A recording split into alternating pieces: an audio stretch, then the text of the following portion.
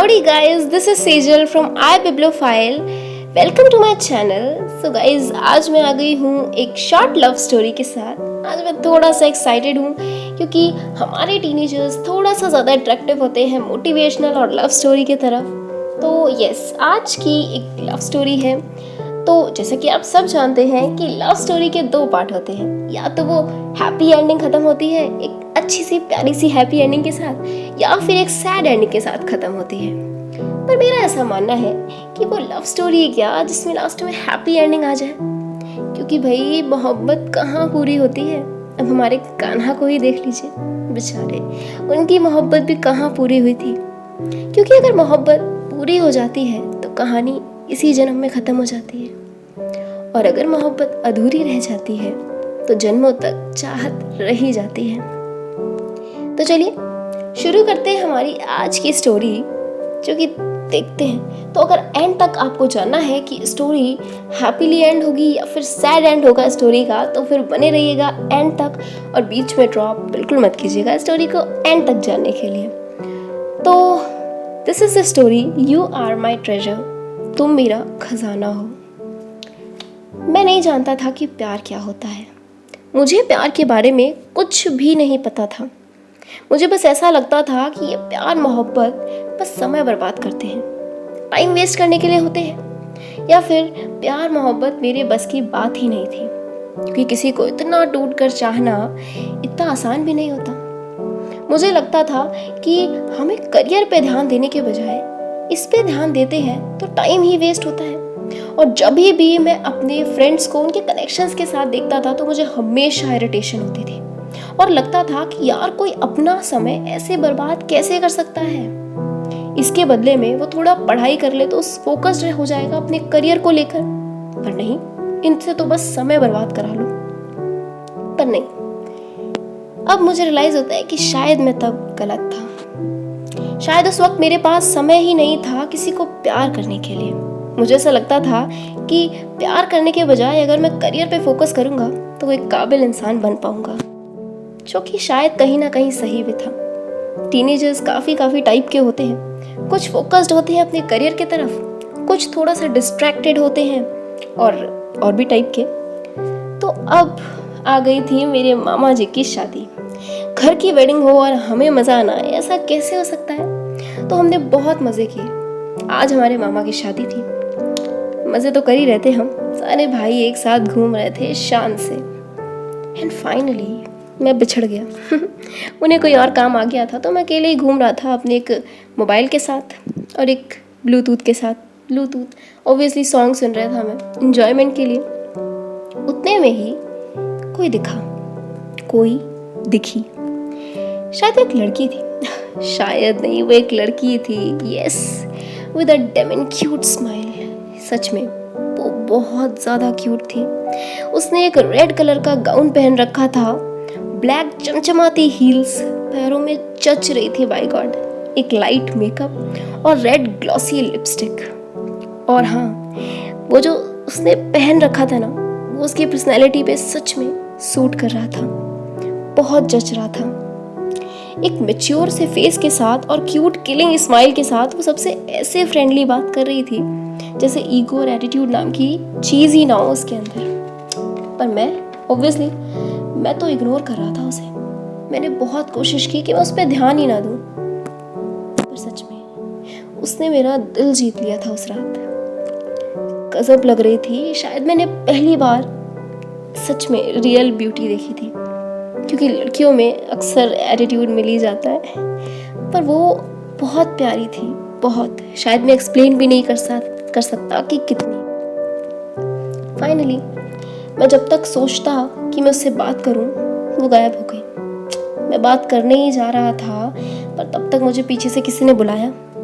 जैसे ही मैंने कहीं और देखा और वो उतनी देर में गायब हो गई, जैसे वो वेट ही कर रही होगी कब मैं कहीं और देखूं और वो तुरंत गायब हो जाए. शायद वो पहली ऐसी लड़की थी. पहली बार मुझे ऐसा लगा था कि मुझे किसी से शायद फ्रेंडशिप करनी चाहिए. खैर, अब तो मैं उसे छोड़ चुका था. मतलब मैंने उसे मिस कर दिया था यार. मुझे नहीं पता था कि मैं अब उससे मिलने वाला हूँ भी या नहीं. खैर, अफसोस, अब क्या कर सकते हैं. मामा जी की वेडिंग ख़त्म हुई और हम थोड़े दिन के लिए वहीं रुके हुए थे, 2 दिन के लिए, क्योंकि 2 दिन की छुट्टी थी। तो मैंने कहा चलो रुक जाते हैं, मामी जी से मिल के ही आएंगे। तो फिर मैंने उन 2 दिनों में पागलों की तरह हर सोशल मीडिया पे, इंस्टाग्राम, फेसबुक, हर जगह उसे ढूंढा, क्योंकि मेरे पास था उसका एक नाम, और वो भी मैं कंफर्म नहीं था कि वो नाम उसका है भी या उसके बगल में जो लड़की खड़ी थी उसका था। That was Ishani. उसका नाम ईशानी था, पता नहीं उसका था भी नहीं, पर मैंने सर्च इसलिए किया कि अगर उसके किसी दोस्त का होगा तो वो मुझे उसका एड्रेस या फिर कुछ तो बताएगी। 2 दिन तक पागलों की तरह सर्च करने के बाद मुझे मिला क्या? कुछ भी नहीं ढूंढ पाया मैं। खैर 2 दिन तक अब वो मेरे दिमाग में ऐसे बैठ चुकी थी कि कोई भी लड़की दिखे तो लगता था कि यार ये वही तो नहीं है, पर नहीं, वो नहीं होती थी। फाइनली मैं अपने कॉलेज में गया, छुट्टी ख़त्म हो चुकी थी, एक्साइटमेंट थी थोड़ी सी। हॉलीडेज़ के बाद कॉलेज जाने में एक्साइटमेंट तो होती है। कॉलेज एग्जैक्टली मैं मेडिकल की तैयारी कर रहा था, 2nd ईयर था मेडिकल का, 2nd ईयर मेरा था। और मुझे एक लड़की दिखी जो मेरे क्लास में आके बैठी हुई थी, मेरे बगल में आके बैठ गई। And who is she? She is Ishani. वो ईशानी थी। अब सॉरी, मुझे उसका नाम नहीं पता था। मैंने उससे कहा कि हाय, तुम मुझे कहीं मिली हो, मुझे दिखी हो। वैसे पूछना चाह रहा था कि क्या तुमने भी मुझे शादी में देखा? उसने कहा सॉरी, मैं तो तुम्हें नहीं जानती, पहली बार देखा है। मैंने कहा इट्स ओके, और बताओ। ऐसी थोड़ी बहुत बातें चली और फिर हम थोड़े थोड़े क्लोज आने लगे थे, और धीरे धीरे हम इतने करीब आ गए कि पता ही नहीं चला, सच में। और मैं बहुत अच्छे से श्योर था कि जैसे मैं उसे लाइक करता हूँ वैसे ही वो भी मुझे लाइक करती होगी। ऑब्वियसली साइकोलॉजी में, ह्यूमन साइकोलॉजी में लिखा है कि दुनिया हमें वैसी नहीं दिखती जैसी दुनिया है, दुनिया हमें वैसी दिखती है जैसे हम खुद हैं। जो हम सामने वाले के लिए सोचते हैं वो असल में वो नहीं होता।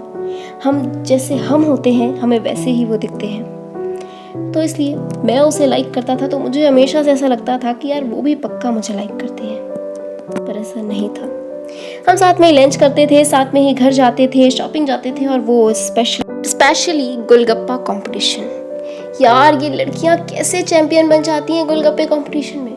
नहीं, लड़के भी होते हैं, पर मैं नहीं था, या शायद कभी कभी उससे हारने का मज़ा ही कुछ और था।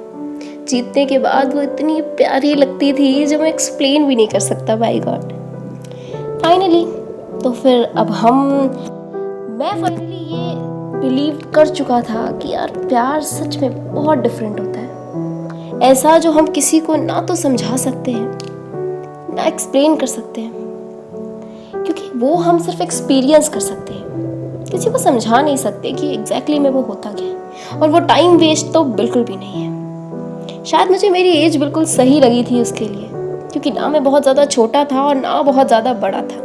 और अब मैं बस ये होप कर रहा था कि वो भी मुझे वैसे ही प्यार करने लगे जैसे मैं करता हूँ।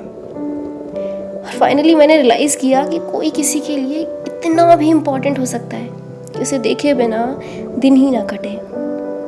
और अब मैं बस एक ही सपना देखता था। पहले तो मेरा एक सपना था ही, अब एक सपना बढ़ गया था, करियर बनाना और फिर उससे शादी करना, उसे कन्विंस करना। मुझे पता था कि वो हाँ कर देगी। मैं बहुत ज़्यादा ओवर कॉन्फिडेंट था, शायद ओवर कॉन्फिडेंट ही था, पर उसके दिमाग में कुछ और ही चल रहा था बॉस। वो पता नहीं क्या सोच रही थी। कुछ टाइम बाद ऐसे ही हम कॉलेज के गार्डन में घूम रहे थे, तो उसने बताया कि यार मैं कॉलेज मेडिकल ड्रॉप करना चाहती हूँ और मुंबई जाके मॉडल बनना चाहती हूँ। मेरा पैशन है और मैं मॉडल बनना चाहती हूँ। तुम्हें तो कोई एतराज़ नहीं है समीर? मैंने कहा नो, मुझे क्या एतराज़ होगा। मैंने मन में सोचा कि यार मैं उसके करियर के बीच में तो बिल्कुल भी नहीं आना चाहता।